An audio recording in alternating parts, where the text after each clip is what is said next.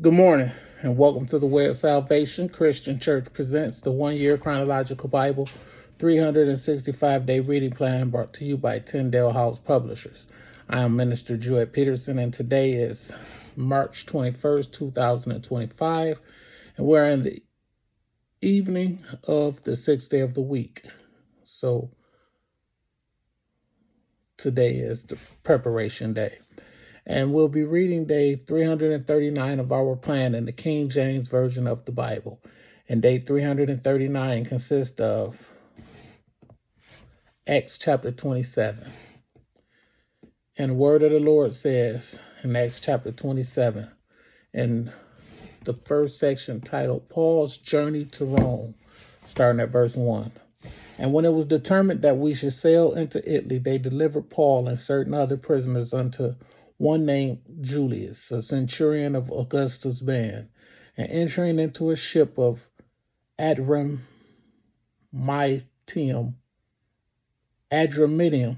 we launched, meaning to sail by the coast of Asia. One Aristarchus,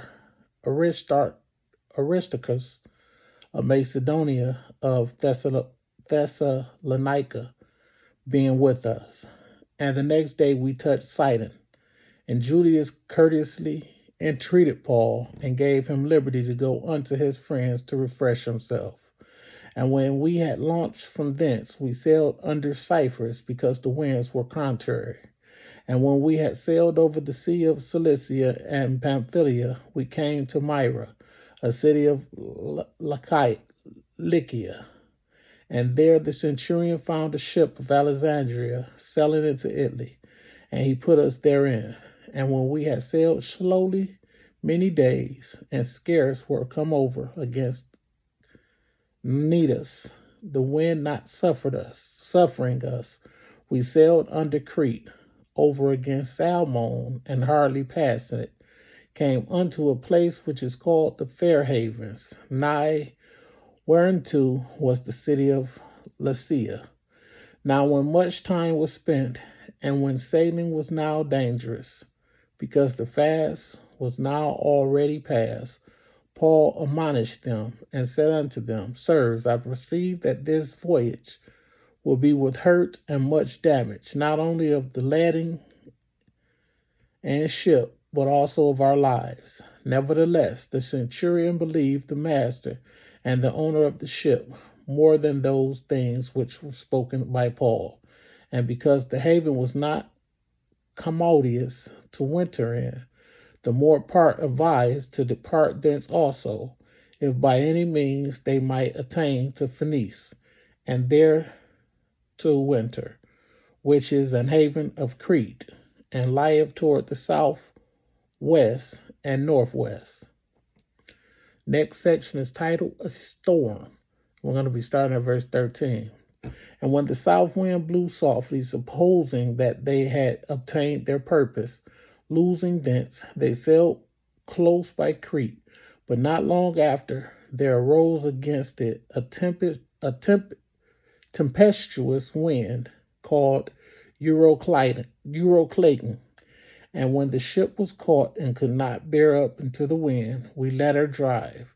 And running under a certain island which is called Clauda, we had much work to come by the boat, which when they had taken up, they used helps, undergirding the ship, and fearing lest they should fall into the quicksands, strake sail, and so were driven. And we being exceedingly tossed with the tempest, the next day they lightened the ship. And the third day we cast out with our own hands the tackling of the ship. And when neither sun nor stars in many days appeared, and no small tempest lay on us, all hope that we should be saved was then taken away. But after long abstinence, Paul stood forth in the midst of them and said, Sirs, ye should have hearkened unto me, and not have loosed from Crete, and to have gained this harm and loss. And now I exhort you to be of good cheer, for there shall be no loss of any man's life among you, but of the ship. For there stood by me this night the angel of God, whose I am, and whom I serve, saying, Fear not, Paul, thou must be brought before Caesar. And lo, God has given thee all them that sail with thee. Wherefore, sirs, be of good cheer, for I believe God that it shall be even as it was told me. Howbeit, we must be cast upon a certain item. The next section is called the shipwreck. It's titled the shipwreck. And we're going to be reading verse 27.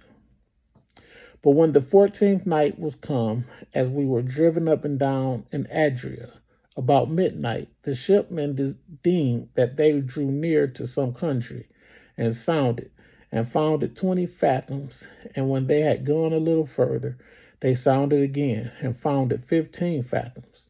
Then, fearing lest we should have fallen upon rocks, they cast 4 anchors out of the stern, and wished for the day. And as for the shipmen, were about to flee out of the ship, when they had let down the boat into the sea, under color, as though they would have cast anchors out of the foreship. Paul said to the centurion and to the soldiers, Except these abide in the ship, ye cannot be saved. Then the soldiers cut off the ropes of the boat and let her fall off.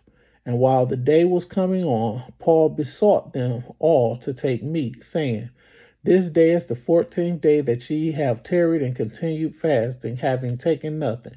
Wherefore I pray you to take some meat, for this is for your health. For there shall not an hair fall. There should not a hair fall from the head of any of you. And when he had thus spoken, he took bread and gave thanks to God in presence of them all. And when he had broken it, he began to eat. Then were they all of good cheer, and they also took some meat. And we were in all in the ship 260 souls. And when they had eaten enough, they lightened the ship and cast out the wheat into the sea. And when it was and when it was day, they knew not the land, but they discovered a certain creek with a shore, into the which they were minded, if it were possible, to thrust in the ship. And when they had taken up the anchors, they committed themselves unto the sea, and loosed the rudder bands, and hoised up the mainsail to the wind, and made toward shore. And falling into a place where 2 seas meet, they ran the ship aground, and the forepart stuck fast, and remained unmovable. But the hinder part was broken with the violence of the waves. And the soldiers' counsel was to kill the prisoners, lest any of them should swim out and escape. But the centurion, willing to save Paul, kept them from their purpose, and commanded that they which could swim should cast themselves first into the sea and get to land, and the rest, some on boards and some on broken pieces of the ship. And so it came to pass that they all escaped, all safe to land. May the Lord add a rich and bountiful blessing to the reading, hearing, and doing of his word, with doing being the most important. Thank you for joining me, and be blessed.